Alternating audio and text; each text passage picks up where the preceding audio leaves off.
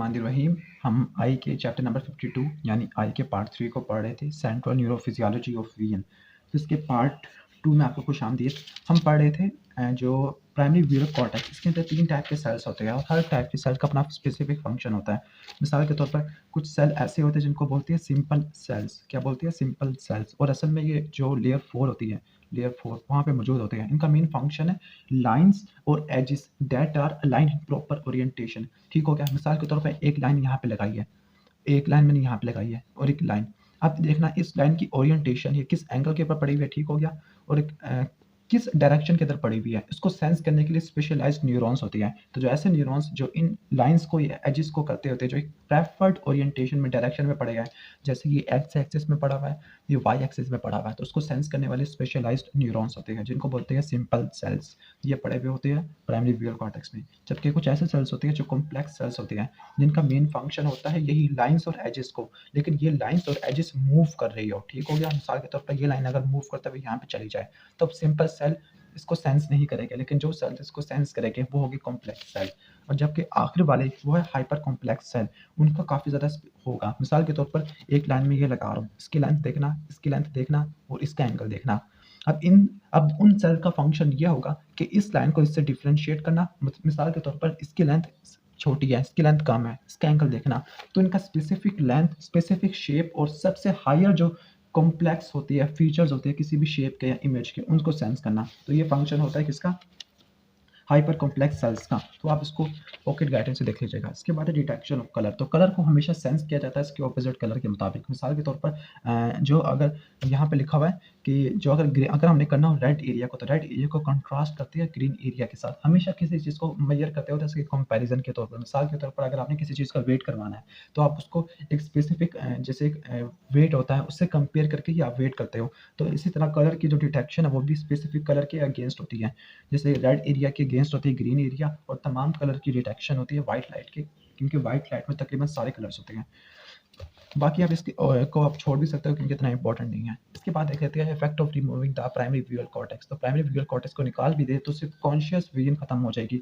और हमने कहा था कि कुछ जो फाइबर्स होती है ऑप्टिक ट्रैक के, वो कहीं और चले जाते हैं। मिसाल के तौर पर सुप्राकियास्मेटिक न्यूक्लियस के पास जो बिहेवियर फंक्शन को और सर्काडियन रिदम को कंट्रोल करते हैं वेंट्रल लैटरल बॉडी और पेरिफेरल न्यूक्लियस, तो वो वाले रिफ्लेक्स तो बाकी रहेंगे, लेकिन कॉन्शियस एनालिसिस ऑफ विजन खत्म हो जाएगी। इसके बाद देख लेते हैं पेरीमेट्री चार्ट। तो पेरीमेट्री चार्ट आपका फिजियोलॉजी के अंदर प्रैक्टिकल भी है और ये बहुत ज़्यादा इंपॉर्टेंट है, तो आपने इसको स्किप नहीं करना।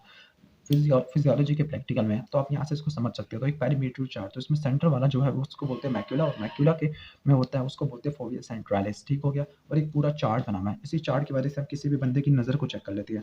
और फील्ड ऑफ विजन असल में कहते हैं वो पार्ट जो एक आई देखती है एक रिस्पेक्टिव टाइम के अंदर। और ये जो एरिया राइट आई है, तो राइट आई का ये वाला एरिया जो नेजल साइड के ऊपर होगा तो उसको बोलेंगे नेजल फील्ड ऑफ विजन, और जो लैटरल साइड के ऊपर होगा उसको बोलेंगे लैटरल या टेम्पोरल फील्ड ऑफ विजन।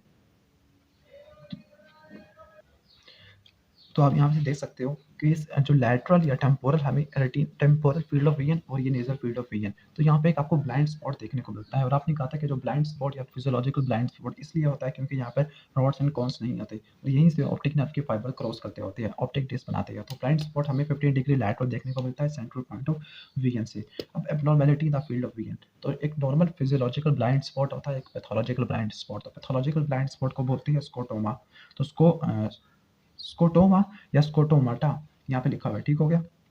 तो हम सिंपल इसको स्कोटोमा बोल देते हैं। तो स्कोटोमा ये होता है कि पैथोलॉजिकल ब्लाइंड स्पॉट। इसका मेन कॉज होगा कि ऑप्टिक नर्व की फाइबर डैमेज होगी। और ऑप्टिक नर्व की फाइबर कैसे डैमेज हो सकती है? ग्लोकोमा की वजह से, क्योंकि ग्लोकोमा की वजह से इंट्राओकुलर प्रेशर ज़्यादा होगा तो वो कंप्रेस करेगा ऑप्टिक नर्व के फाइबर में, या कोई एलर्जी सिचुएशन या टॉक्सिक कंडीशन आ गया। तो यहाँ पर आपको 4 कॉजेज नजर आ रही होगी। एक ग्लोकोमा, दूसरा एलर्जिक रिएक्शन, तीसरा टॉक्सिक कंडीशन। दूसरी कंडीशन जो आप पेरीमेट्री से डायग्नोस कर सकते हो या फील्ड ऑफ विजन से, वो है रेटिनाइटिस पिगमेंटोसा। इसमें रेटिनाइटिस का मतलब इन्फ्लेमेशन, पिगमेंटोसा का मतलब एक्सेस पिगमेंटेशन की डेपोजिशन होना शुरू हो जाती है। इसमें यह होता है कि रेटिना के किसी पार्ट डैमेज हो गया तो वहाँ पे मेलानिन ज़्यादा डिपॉजिट होना शुरू हो गया। तो शुरू में तो पेरिफेरल फील्ड ऑफ विजन खराब हो जाएगी, तो आपको ये एरिया देखना बंद हो जाएगा। इसके बाद central field of vision effect हो जाएगी।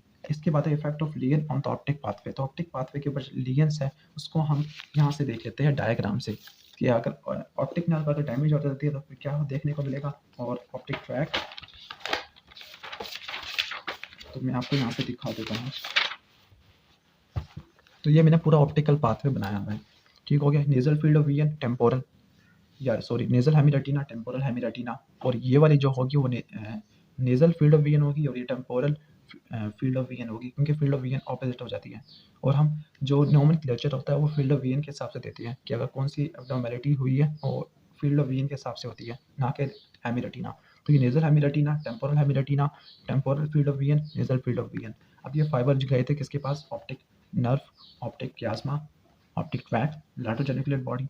अगर ये वाला स्ट्रक्चर डैमेज होता है ऑप्टिक नर्व, तो ऑप्टिक नर्व डैमेज हो गया तो फिर इस आई के तमाम जो इसकी विजन खत्म हो गया, मतलब हमें टोटल ब्लाइंडनेस देखने को मिलता है, लेफ्ट मोनोकुलर ब्लाइंडनेस। अगर ये वाली डैमेज होती है लेफ्ट वाली ऑप्टिक नर्व, तो ऑप्टिक नर्व के डैमेज होने की वजह से कंप्लीट ब्लाइंडनेस इप्सिलैटरल आई में।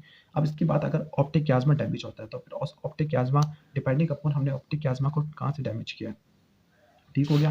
तो यहाँ पर आपको मैंने लिखा हुआ होगा कि ऑप्टिक क्यास्मा क्या अगर हमने डैमेज किया लैटरल से होता है, एक होता है मिड सैजिटल सेक्शन होता है, मिड सैजिटल। लेकिन जो मिड सैजिटल ये वाला ये ज़्यादा कॉमन है। अगर दरमियान से ऑप्टिक क्यास्मा डैमेज होता है तो फिर दरमियान से देखिएगा जो नेज़ल फील्ड ऑफ फाइबर्स, जो नेज़ल हेमी रेटिना की फाइबर डी का सेट करते होते हैं, तो जब नेज़ल हेमी रेटिना के फाइबर डैमेज हो गया तो टेम्पोरल फील्ड ऑफ विजन खराब हो गया, तो आपको बाई टेम्पोरल हेमिनोपिया देखने को मिलता है, दोनों आई की टेम्पोरल फील्ड ऑफ विजन खराब होगी। इसके बाद optic track, lateral geniculate body और ऑप्टिक रेडिएशन, अगर इन तीनों का डैमेज हो जाए तो उसको बोलते हैं हेमिनोपिया, वो भी कॉन्ट्रालैटरल साइड का, ठीक है ना।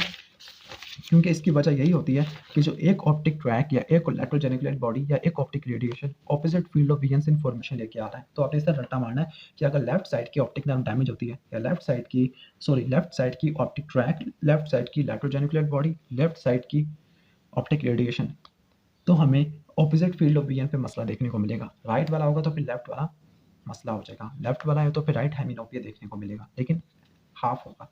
इसके बाद अगर हमें ऑक्सीपिटल कॉर्टेक्स में देखने को मिले, ऑक्सीपिटल कॉर्टेक्स में भी ऑपोजिट फील्ड ऑफ विजन आ रही है, लेकिन यहाँ पे मैक्यूलर स्पेयरिंग देखने को मिलती है। Why macular sparing? क्योंकि मैक्यूला को सप्लाई करने वाली आर्टरी डिफरेंट होती है। चूंकि ऑक्सीपिटल लिगेंड इस तरह रिड्यूस कर सकते हो कि आपने ब्लड सप्लाई इंटरप्ट कर दी, लेकिन मैक्यूला को सप्लाई करने वाली दो आर्टरी होती है, ना सिर्फ पोस्टीरियर सेरेब्रल आर्टरी बल्कि मिडल सेरेब्रल आर्टरी भी सप्लाई करती है। दैट इज वाई हमें मैक्यूलर स्पेयरिंग देखने को मिलती है। साइन सेप्टम तो बिल्कुल वैसे ही होगा, लेकिन सेंटर में मैक्यूलर स्पेयरिंग देखने को मिलेगी क्योंकि मैक्यूला सबसे सेंटर में होता है। तो ये तो हो गया ऑप्टिकल एब्नॉर्मैलिटीज। अब आई मूवमेंट, तो आपने आई के मसल्स पढ़े होंगे, ये L46SO4, ठीक हो गया, कि जो सुपीरियर ओब्लिक उसको सप्लाई करने वाली क्रेनियल नर्व नंबर 4 और लैटरल रेक्टस को सप्लाई करने वाली होती है क्रेनियल नर्व नंबर 6 और बाकी मसल को सप्लाई करने वाली क्रेनियल नर्व नंबर 3।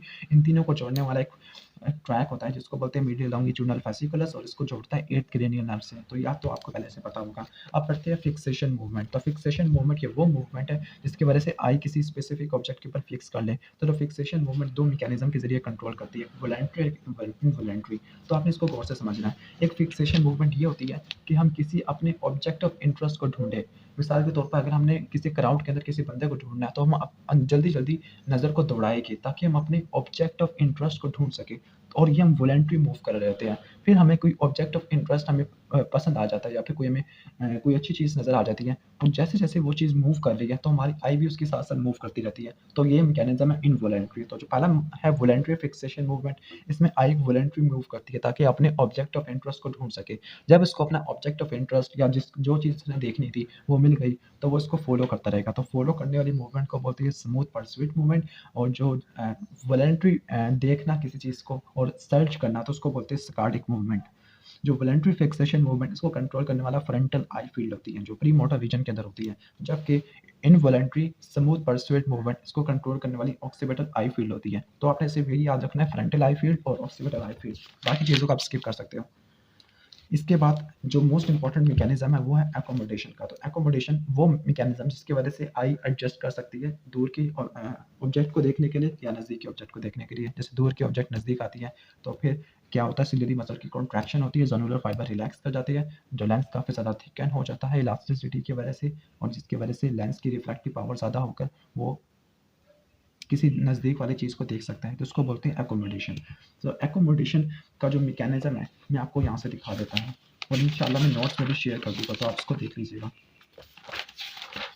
तो ये है एकोमोडेशन कन्वर्जेंस मैकेनिज्म। तो सबसे पहले जो होता क्या है, तो आप जो सिलेरी मसल की कॉन्ट्रैक्शन करवानी है, हम उल्टा चलते हैं। सिलेरी मसल की कॉन्ट्रैक्शन करानी है, सिलियारस की कॉन्ट्रैक्शन करानी है, तो मुझे फाइबर देने पड़ेंगे ऑप्टिक नर्व और सॉरी ओक्यूलोमोटर नर्व। ओक्यूलोमोटर नर्व के भी कौन से वाले पार्ट को, इसके विसरल ऑटोनोमिक, यानी जो इसका एक होता है पैरासिम्पैथेटिक न्यूक्लियस, क्योंकि पैरासिम्पैथेटिक नर्व भी सप्लाई करती है। और पैरासिम्पैथेटिक नर्व प्रीटैक्टल एरिया और प्रीटैक्टल एरिया को सप्लाई करने वाला जो होगा वो होगा असल में एक स्पेशलाइज्ड न्यूक्लियस होता है, ठीक हो गया, जिसको बोलते हैं न्यूक्लियस ऑफ पर्लिया। तो आपने इसको याद रखना है, न्यूक्लियस ऑफ पर्लिया, ये आपको नजर आ रहा होगा न्यूक्लियस ऑफ पर्लिया। तो असल में जो हमारा एरिया 19 होता है ऑक्सीपिटल कॉर्टेक्स का, वो एरिया ऑफ पर्लिया को इन्फॉर्मेशन देता है। एरिया ऑफ पर्लिया प्रीटैक्टल को, प्रीटैक्टल से एडिंगर वेस्टफाल न्यूक्लियस, एडिंगर वेस्टफाल न्यूक्लियस से ओक्यूलोमोटर, ओक्यूलोमोटर गैंग्लिया में साइनैप्स करती है शॉर्ट सिलेरी नर्व के जरिए सिलियारस के पास, और कुछ फाइबर स्फिंक्टर पिपिलाई के पास जाते हैं, कुछ फाइबर मीडियल रेक्टस के पास जाते हैं। मतलब एकोमोडेशन में ना सिर्फ सिलेरी मसल की कॉन्ट्रैक्शन होती है,